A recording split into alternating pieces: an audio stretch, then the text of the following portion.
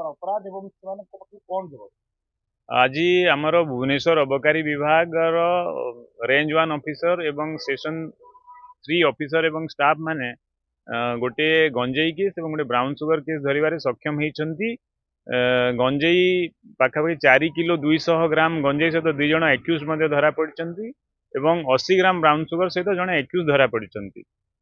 ता सहित ये जो गंजेई जो धरा पड़िछि सेटा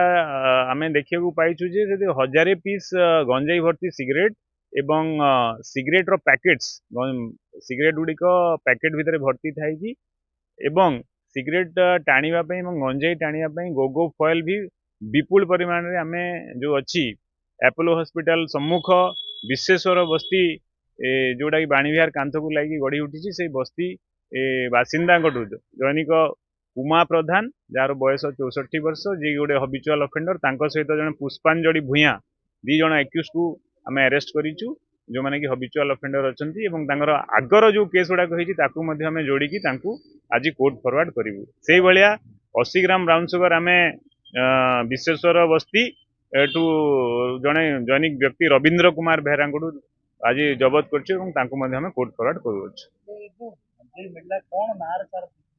यही गंजेई गुड़ाक रेजिला एवं भोग ये सब नाम बिक्री करा होउछि।